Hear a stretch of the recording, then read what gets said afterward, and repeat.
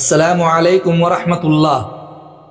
کیا مدرسہ والوں کا ہر ماہ 3 دن جماعت میں جانا ضروری ہے؟ تعلیم بند کر کے ہر مہینے 3 دن جماعت میں جانا کیسا ہے؟ محترم سامعین و ناظرین، مفتی عالمگیر دانش چینل پر آپ سبھی دوست و احباب اور دینی بھائیوں کا خیر مقدم اور استقبال ہے۔ بہت اہم ٹاپک لے کر آج میں آپ کی خدمت میں حاضر ہوں۔ آپ آخر تک پوری گفتگو سنیے، ویڈیو کو لائک کیجئے اور چینل کو ضرور سبسکرائب کیجئے۔ عزیز دوستو، آج ہی ایک صاحب نے یہ دریافت کیا ہے کہ دارالاقامہ والے مدارس اسلامیہ میں تعلیمی سلسلہ کو موقوف کر کے، یعنی 3 دن مدرسہ بند کر کے، استاذ کا ہر مہینے 3 روز کے لیے جماعت میں جانا بہتر ہے یا تعلیمی سلسلہ کو جاری رکھنا بہتر ہے؟ گویا تعلیم بند کر کے ہر مہینے 3 دن جماعت میں جانا کیسا ہے؟ کچھ مدارس میں تعلیم پر تبلیغ کا غلبہ ہے اور تبلیغی حضرات بھی مدرسہ کے ذمہ دار ہیں۔ وہاں دوران تعلیم اساتذہ و طلبہ کی تشکیل کی جاتی ہے اور مدرسہ کی تعلیم کو موقوف کر کے جماعت میں نکلنے کی ترغیب دی جاتی ہے۔ تو کیا مدرسہ کی تعلیم کو موقوف کرنا اور جماعت میں نکلنے کی ترغیب دینا صحیح ہے؟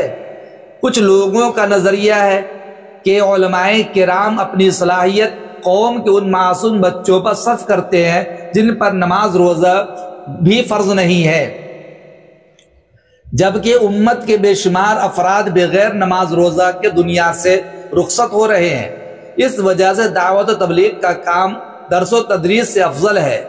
دوسرے بعض حضرات کا کہنا ہے کہ قوم ملت کے یہ معصوم بچے محتاج بن کر حصول علم کے خاطر علماء کرام کے پاس جائیں اور علماء کرام ان کو چھوڑ کر دعوت تبلیغ میں چلے جائیں۔ یہ درست نہیں ہے، کیونکہ یہ 2-4 ہوتے ہیں جو ایمان و اخلاق کی دعوت دینے جاتے ہیں، جبکہ ان کے پیچھے طلبہ کی ایک بڑی جمعیت دنیاوی لغویات و خرافات، مثلاً کھیل کود، سیر و تفریح، ٹی وی، سنیما سے اپنے ایمان و اخلاق کو بگاڑ لیتی ہے۔ لہذا ایسی صورت میں درس و تدریس سے متعلق علماء کرام کو تعلیم موقوف کر کے تبلیغ میں جانا درست نہیں ہے، یہ بعض لوگوں نے کہا۔ اسی طرح سہ روزہ جماعت میں جانے پر مسجد اور مدرسہ کے ملازم کی حیثیت سے تنخواہ لینا اور دینا کیسا ہے؟ اللہ کے واسطے قرآن و سنت کی روشنی میں واضح اور صاف رہنمائی فرمائیں۔ اب کشمکش کا معاملہ بنا ہوا ہے، بعض سنجیدہ لوگ کنفیوژن کے شکار بھی ہیں۔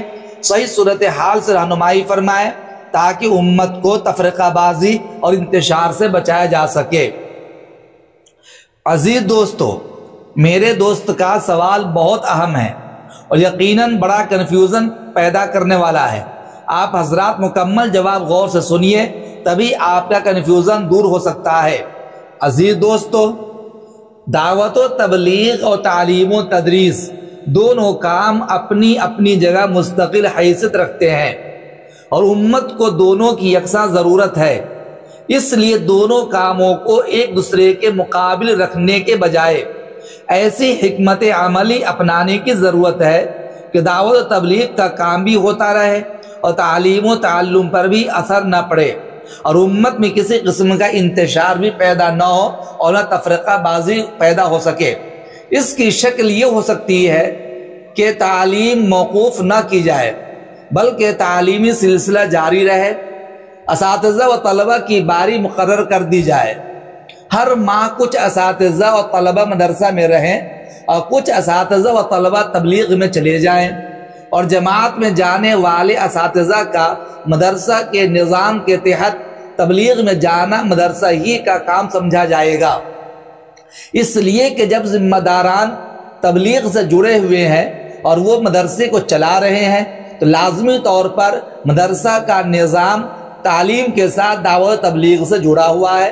اب ذمہ داران مدرسہ کو یہ سمجھنا پڑے گا کہ اگر اساتذہ جماعت میں جاتے ہیں تو گویا کہ وہ تبلیغ میں جانا مدرسہ ہی کا کام سمجھا جائے گا اور ان اوقات کی تنخواہ مدرسہ سے لینا بالکل درست ہوگا، کیونکہ جب یہ تعلیم کے ساتھ دعوت تبلیغ کا نظام جاری ہے اور یہ بھی ذمہ داران حضرات اساتذہ کی تشکیل کر کے اور ترغیب دے کر وہ بھیجتے ہیں، تو گویا کہ وہ چاہتے ہیں کہ مدرسے کے اندر تعلیم کے ساتھ تبلیغ کا نظام قائم رہے۔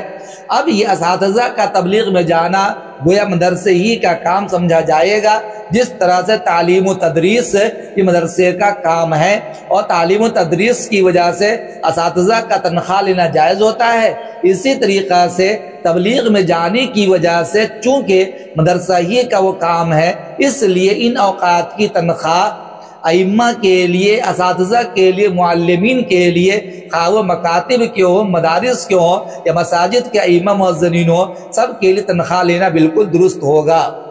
قال النبی صلی اللہ علیہ وسلم المسلمون علی شروطہم الا شرطا حرم حلالا او احل حراما، سنن ترمذی جلد نمبر 1 صفحہ نمبر 251۔ اسی طرح قرآن کریم کی آیت لقد من اللہ علی المؤمنین اذ بعث فیہم رسولا منہم یتلو علیہم آیاتہ ویزکیہم ویعلمہم الکتاب والحکمہ۔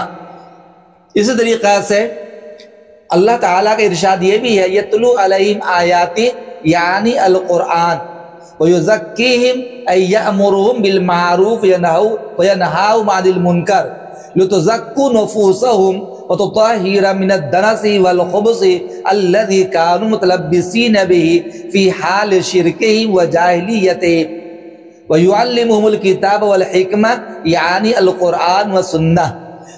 تفسیر ابن کثیر مکمل 287 سورہ آل عمران۔ اب ان تمام دلائل کے ذریعے سے بات ثابت ہو گئی کہ اگر مدارس میں تعلیم کے ساتھ تبلیغ کا نظام ہے اور اساتذہ کی تقرری اور بحالی کے وقت میں اس بات کی وضاحت کر دی جاتی ہے کہ آپ کو تعلیم کے ساتھ ساتھ تبلیغ کا بھی کام کرنا ہے، تو پھر ان کے لیے ہر ماہ تبلیغ میں جانا جائز ہے، درست ہے، لیکن مدرسے کے نظام تعلیم میں کوئی خلل واقع نہ ہو، اس کے لیے ایسی حکمت عملی اختیار کی جائے کہ جس کی وجہ سے تعلیم موقوف بھی نہ ہو اور اساتذہ طلبہ باری باری جماعت میں بھی جائیں، تو گویا دونوں کام پر عمل ہو سکے، بالکل درست ہے، اور ان اوقات کی تنخواہ لینا بھی ان حضرات کے بالکل جائز ہوگا۔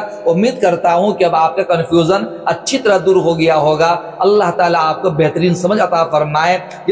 جتنا زیادہ ہو سکے اس ویڈیو کو شیئر کیجئے، لائک کیجئے اور چینل کو ضرور سبسکرائب کیجئے۔ السلام علیکم ورحمۃ اللہ۔